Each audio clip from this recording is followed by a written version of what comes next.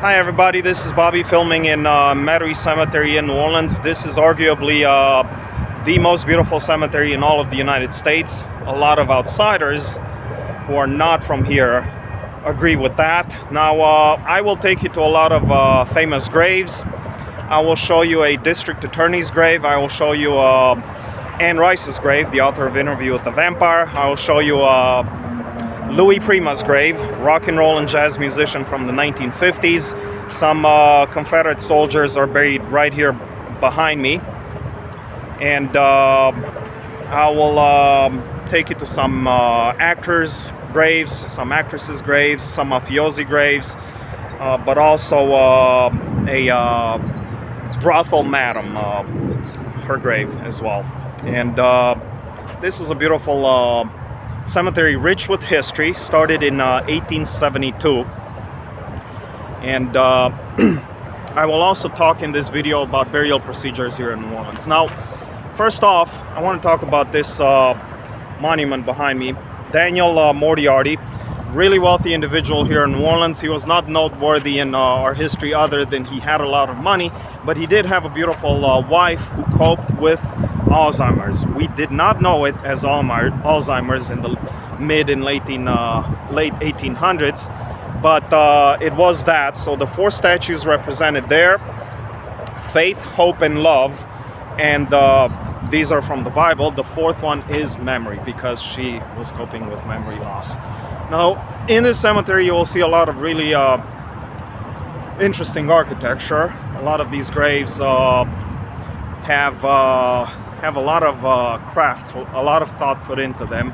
So right here behind me, you see some Byzantine mixed in with Romanesque architecture. You will see a lot of neoclassical or Greek revival with big columns. Big fashion in the 1800s here in the South, but throughout the United States actually. You'll see some neo-Gothic architecture, really, really beautiful stuff. Anyway, one of the reasons I also like this cemetery is because it's got shade. And here in New Orleans, it's May right now, and it's scorching hot. I'm sweating bullets, and I'm really thankful for these trees here. Most cemeteries in New Orleans don't have any trees, but this over here, this is the grave of the Monteleone family. And the Monteleone are known for having started, and they still own, partly own, the Monteleone Hotel in the French Quarter. And the Monteleone Hotel has a carousel bar, so a really large table with about 20 or 30 chairs. The whole platform, the table together with the chairs, makes a rotation in 60 minutes, a full rotation. So go and check out the carousel bar if you ever come here to New Orleans. But I wanted to explain a little bit as we go along our burial procedures. So about 75% of New Orleanians are buried in mausoleum type of graves. Now, we're not very original with our naming system, but we just call these the above ground graves. And a lot of outsiders mistakenly think that this style here in New Orleans was started because of only one thing. Some of them believe that it was started because of the really high water table and the flooding that we get here, so we wanted to keep bodies away from water. Other people believe that it's because we want to bury lots and lots of members of the same family in the same grave. Actually, they're both true. So the city was started 300 plus years ago, 1718. That is old for American standards. And for the first 30 years or so, for the first 3 decades, everybody was buried in St. Peter Cemetery, Saint-Pierre Cemetery. It was French back then.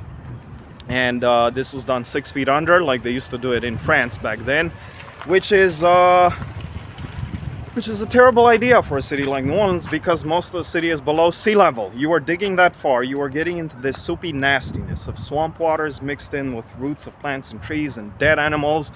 We were putting the coffins there, And whenever we had hurricanes, the pressure from that high water table would push some of these coffins back up. A lot of them would resurface. So imagine your grandpa floating down the alley in front of your house, maybe he had a little bit of fresh meat left on him. About 3 decades into this, we decided, okay, this is enough. We're not going to do this anymore. So we came up with this system that you see here. Most of these graves behind me, most of the graves in New Orleans, above ground, simply to keep bodies away from water. Now I will explain, and I'm hoping to get a little rain because it's so hot, but I will explain. So you all see a lot of different names on all of these graves. It's because multiple people are buried there. Initially, as I said, we just wanted to keep bodies away from water, so we put them there. But we very quickly learned that because these are so tall, because we built them so tall, we can actually fit a concrete slab that cuts across inside about this height. So it divides this into 2 chambers, 2 vaults. The vault upstairs is called the oven. This one here, it's called the cave. We call them that because of different temperatures. Heat naturally rises to the top, so in our summer months, the oven upstairs can get up to 300 Fahrenheit. And families on purpose want to bury their loved ones upstairs because they want the extra heat and humidity to speed up the decomposition process. After about a year, even less than that if it's somewhere with really high temperatures, all you'll have inside that oven, inside that coffin upstairs, it's just some charred bones, some ashes, maybe a little clothing around all that, and maybe some dried up red juices all the way in the back of the coffin. If any one of these families has a second person to die, let's say 3 years later, 5 years later, they'll hire a contractor who's going to unscrew all these screws here. They'll take this front tablet, set it aside very carefully because you don't want to break it, you're going to reuse it. And on the back side of that, there's a brick wall only about this thick. It looks sturdy, but it's not. On purpose, it's not sturdy. So that this contractor can break through that with a big sledgehammer. And they will yank the coffin out, crush all those brittle bones into small shards, and you take those shards along with the ashes, you place them inside a small urn. And that urn contains that entire person, basically. You take that urn along with whatever remains you have inside that urn, you put it downstairs in the cave here. And hundreds of these urns can fit inside these caves. That's why you see so many names on New Orleanian graves. And I've heard that the average number of people buried per grave in New Orleans is 17.2, but it goes up a little bit every year. Anyway, that's how we do it in New Orleans. Now, I will come back to that, but I just wanted to show you this very quickly. So we have Mr. Charles Howard buried here, and he is the guy who started this cemetery in 1872. Now, really wealthy individual in the 1840s, 50s, and 60s. He pleaded with a jockey club that owned this land. He pleaded to become a member, but he was considered a foreigner. He was a northerner. He did not have any old-time roots in New Orleans. They were very corrupt at the time. Well, New Orleans has always been sort of corrupt. And they did not want to grant this foreigner, quote-unquote, this foreigner entry into this very secluded, wealthy jockey club. Now, behind me here, you see that it's kind of oval shaped there. It's rounded. So the oval is the former horse racetrack. There was a horse racetrack here. And Mr. Charles Howard put a curse on the jockey club, on the horse racetrack people, that he will do everything in his power to turn this whole land into a cemetery. The city didn't need any more cemeteries. It had plenty of them. But he was just pissed off that they didn't allow him to become a member. Anyway, after the Civil War, New Orleans was doing really poorly, and the horse racetrack went bankrupt. He bought the land really cheaply, and 1872 he turned it into yet another cemetery, and it became the most beautiful cemetery in New Orleans. Mr. Howard himself and his family are buried here. I'm going to go a little closer and take a look how beautiful it is inside. All right. Let's see.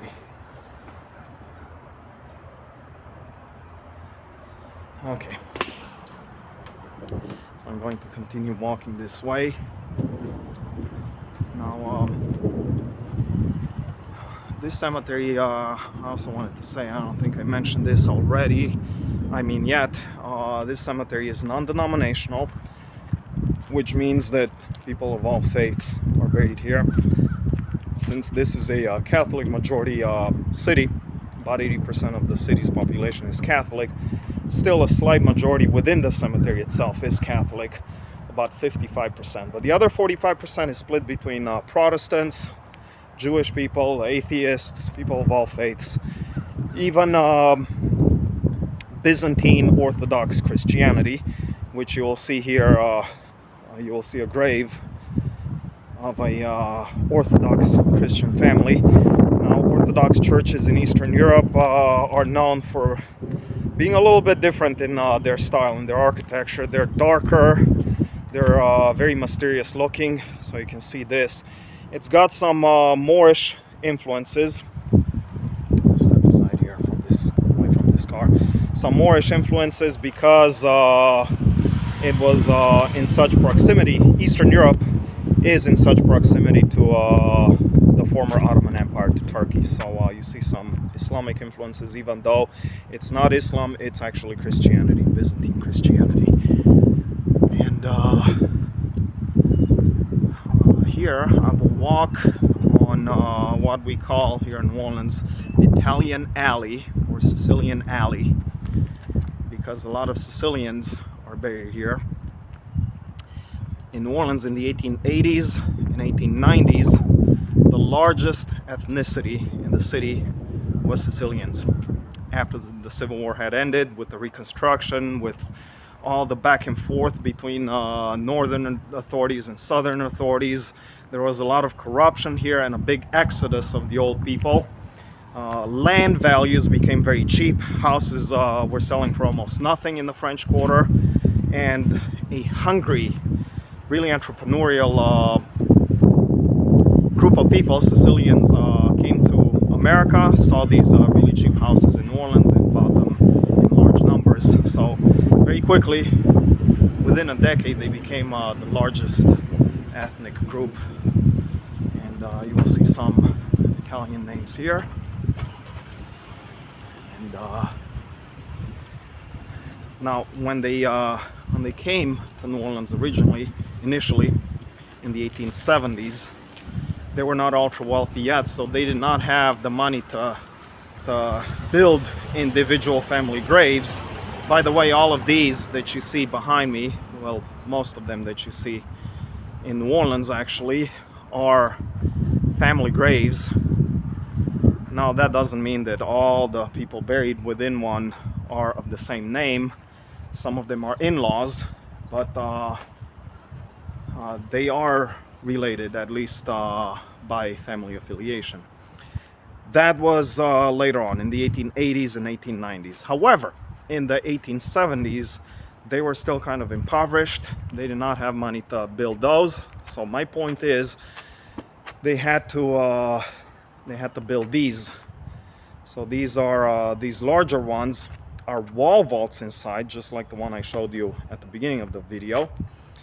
These are Italian societies, basically people of people of Italian descent coming together, pulling money together to save on the cost, and they were burying people of non-related families within the same tomb. I really love this one here. I'll show you in just a second how creepy, how eerie it looks like, especially with the window there in the back. Take a look at that. And I love how decrepit it looks like. This looks like Palermo, Italy. Oh, I also wanted to say, for a couple of decades, 1880s and 1890s, New Orleans was nicknamed Little Palermo because there were so many Sicilians here. So we have here Cristoforo Colombo Società, so Christopher Columbus Society. We have here Società Italiana the Beneficenza, Contessa Intelina. We have Giovanni Bersaglieri over here coming up. And all these Italian societies. St. Joseph Society coming up. So Società Italiana di San Giuseppe. More wall vaults here behind me. This one here is Italian Society for Northern Italians, not for Sicilians. This one here is for people from Trieste coming up. So Trieste is right on the border with Slovenia up north in Italy. So not all of them are Sicilians, but a lot of them are. And in this alley, all of them are Italians, north or south or central. We have Louie Prima buried here, rock and roll musician or jazz rock and roll musician, 1950s and 60s. And a few of the excerpts, a few of the lyrics from his songs.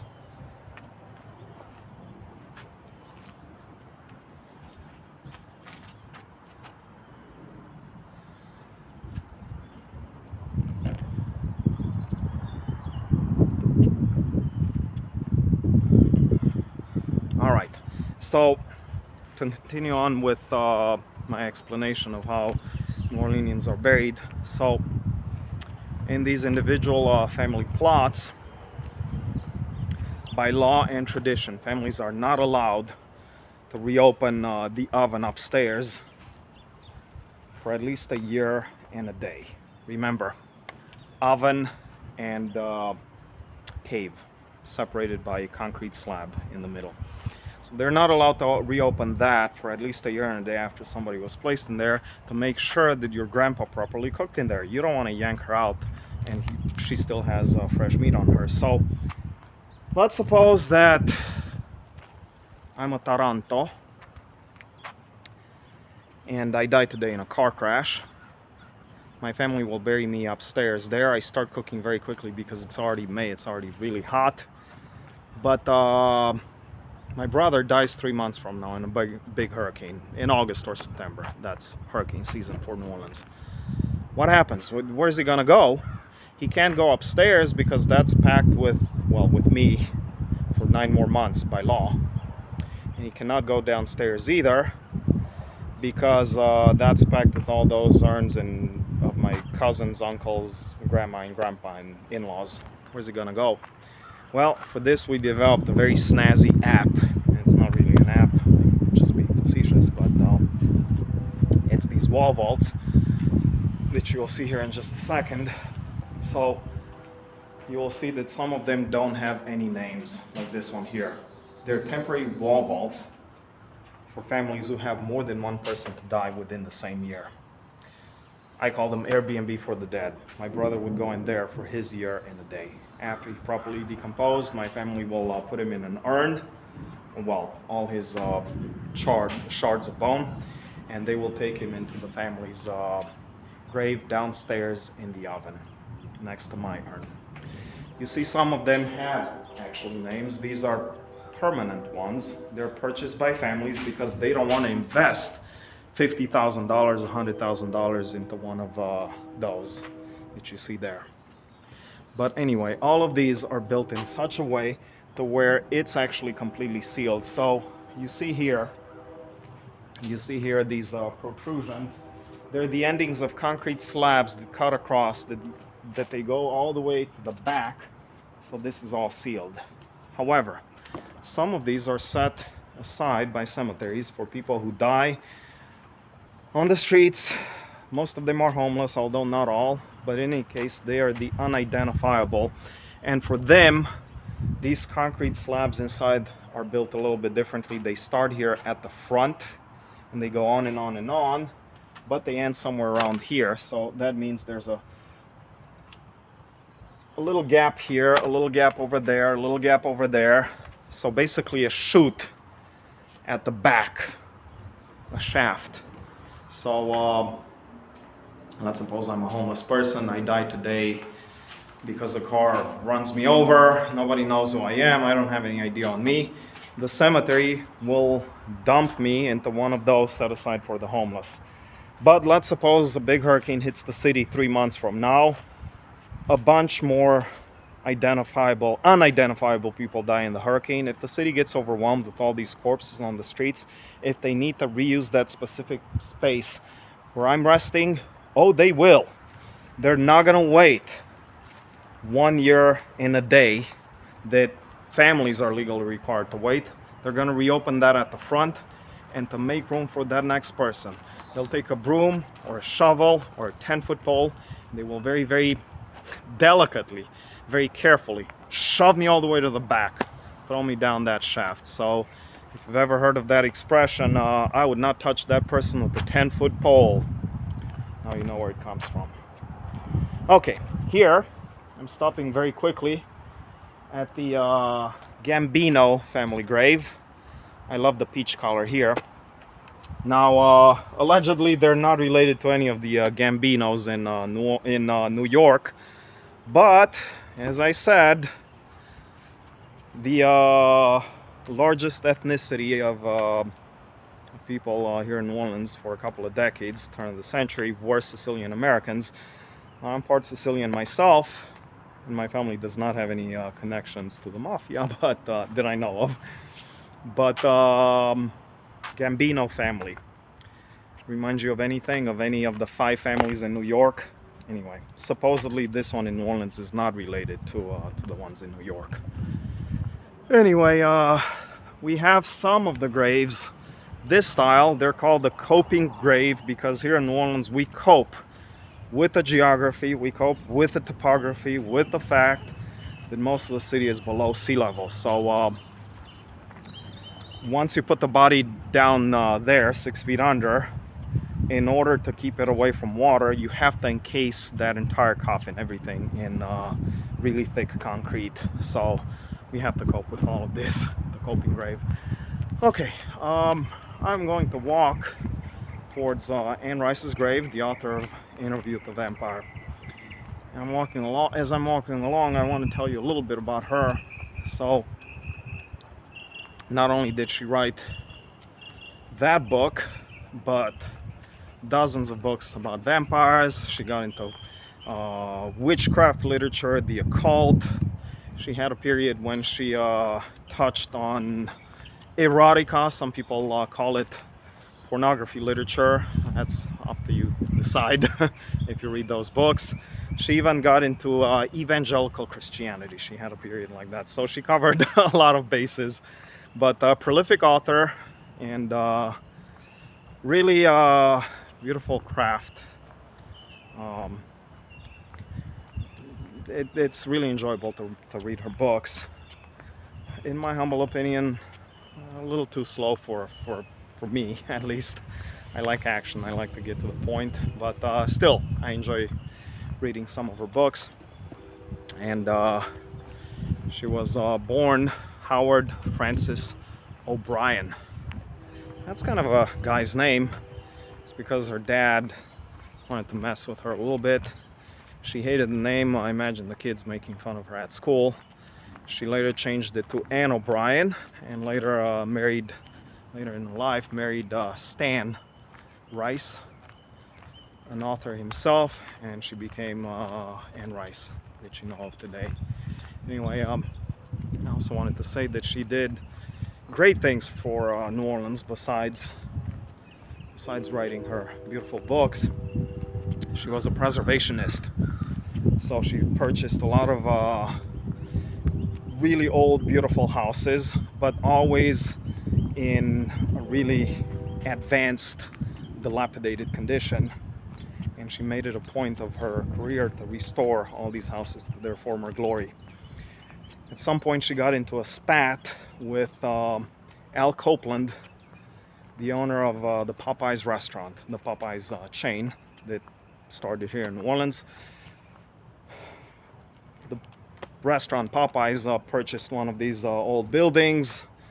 It was a tear down. They were going to tear down. She pleaded with the city, with the historical commissions, and she saved the building.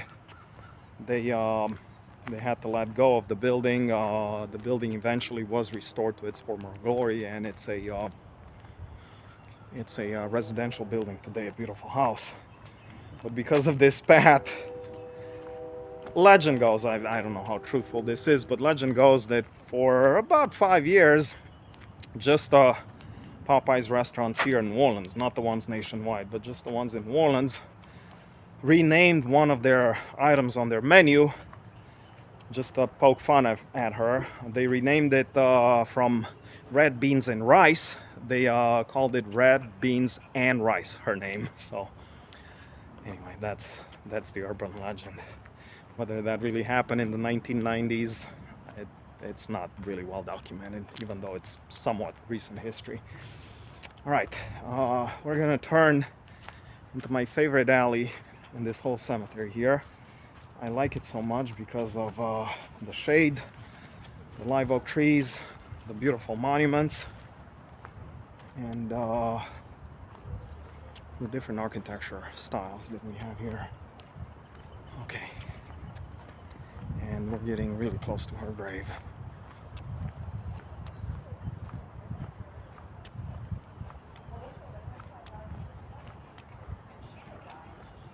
All right, here we go. Take a look at this.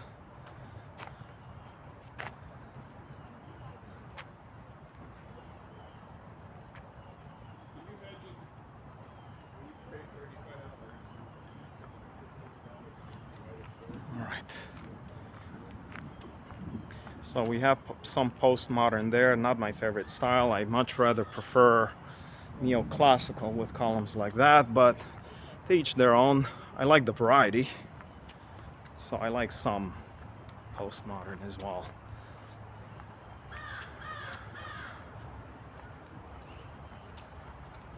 We have some elements of Art Nouveau over there. Art Deco, I'm sorry, Art Deco. All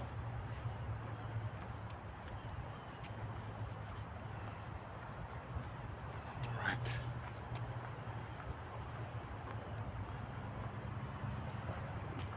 Okay, now this is something else. Take a look at this. Statue of Archangel Michael.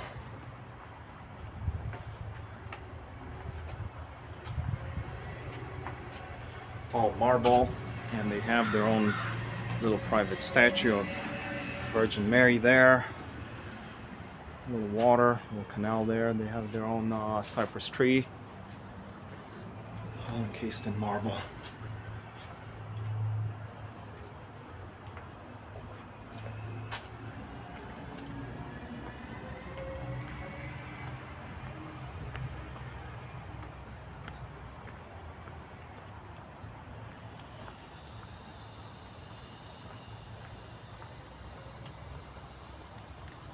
All right, behind me, where Anne Rice is buried, author of Interview with the Vampire. Turn the camera this way. Beautiful stained glass window in the back. All right.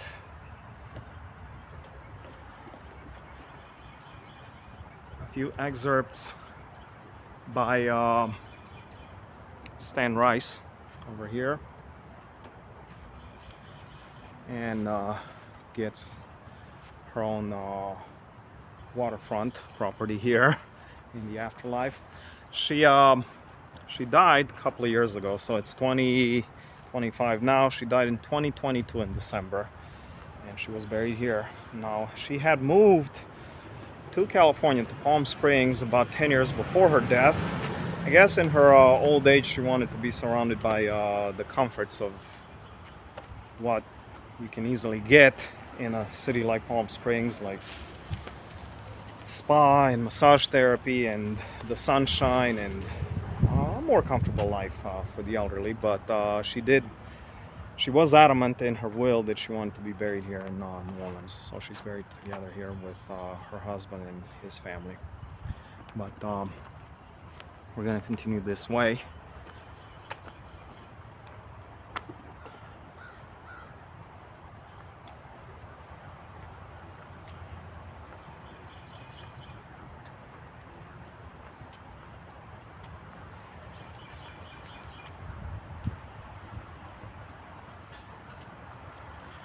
Schwagman's coming up was a family that started a local big restaurant chain. Really good food. There, I make the joke that these folks here ran out of money and couldn't build any of their roofs. That's a joke, of course. Alright, we have some Greek lettering there. That reads as Vasilios Helis, or William Hellis. You see the red, you see the Greek columns over there?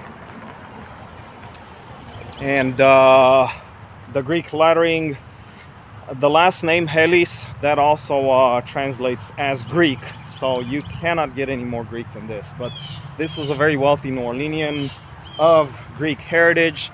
He was an oilman. He opened some of the first refineries here in New Orleans, and you have the English translation of his name here on the front. I'm going to walk to a little. Oh, let's not forget about this grave here. Hold on just a second. So this is Canizzaro. Leon Canizzaro was the district attorney of New Orleans back in the 1980s and 1990s, I believe, if I'm not mistaken, about the decades. But really important family. Not only him, but a lot of the rest of his family was involved in the legal world, basically. All right. Here I'm going to walk to a little crematorium. So some of, as I said before, some of the recent New Orleanians, some of the newcomers to the city, like to be buried like this in these small things. You basically it's man-made cremation. You cremate somebody, you put all the ashes in a little urn, you put the urn here and you close it, and that's done. That's it. So it's not a traditional New Orleanian style, but some of the newcomers do it this way, and they have a beautiful fountain over here.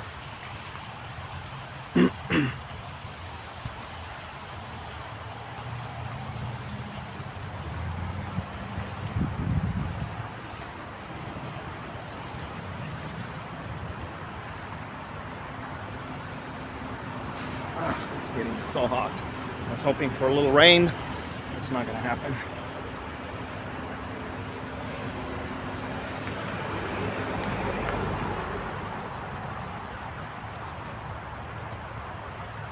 Okay. Here, I want to show you the grave of Al Copeland. Ironically, just a few steps away from Anne Rice's grave. This was the guy who got into that spat with Anne Rice about the old buildings, about restoring them or not restoring them.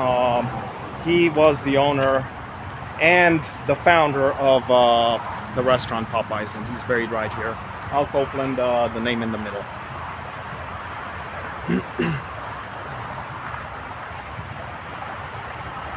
All right, we're gonna walk on this patch of grass. Next, I want to take you to the grave of a, the former grave of a sex worker, and later on she became a madame, the owner of one of the brothels in Storyville. At the turn of the century, late 1800s, early 1900s, the major red light district in New Orleans is called Storyville. Founded or pushed, not founded, it's a long story, but basically this was pushed into existence by a politician by the name of Sidney Story. He hated that this red light district took his name, ironically, because he was a super staunch, high morals guy. He claimed to be one, and he hated brothels, but the red light district became named after him very quickly. Anyway, Josie Arlington used to be buried here in this grave. Her descendants took her remains and made an exchange with the Morales family about 10-15 years ago, because they did not want the publicity. They did not want strangers to basically break into the cemetery in the middle of the night and come and pay their homage, their respects to her. But you see the statue here. It's a statue of a lady that basically knocks on the door and she is turned down. Here, I don't know if you can see it there. She's turned down because she is a virgin. So Josie Arlington made a lot of money from her brothels, but she also had her moral compass, somewhat at least, and she made it a point to reject employment to anyone who was a virgin. She said she did not want to destroy these virgins' morals, did not want them to lose their innocence. So she was famous throughout the city for that, for always turning back virgins from employment, even though they might have been desperate for money for employment. And that's what the statue is. A lady who knocks on the door and she's getting rejected. Turn around, turn back. All right. In the 1840s, 1850s, 1860s, 70s, another large ethnicity, although not as large as the Sicilians, but another large ethnicity were the Irish. They came here to New Orleans out of the Irish potato famine when the potato crop in Ireland failed, mass starvation, and because of it, mass immigration to Canada and the United States. And a lot of them settled in New Orleans.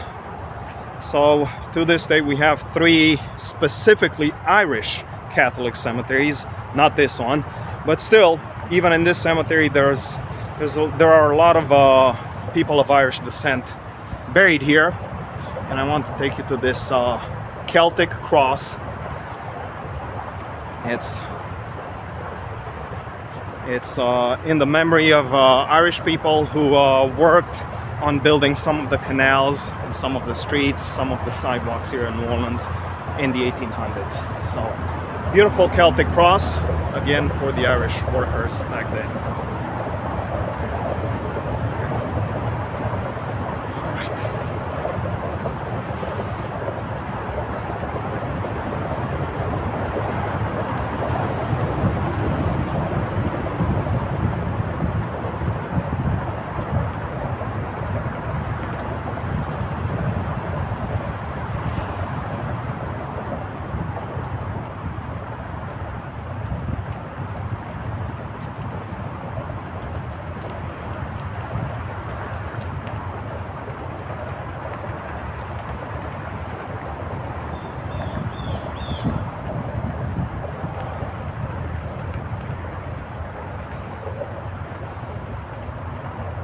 All right, everybody, I hope you all enjoyed this short half-an-hour tour of Metairie Cemetery.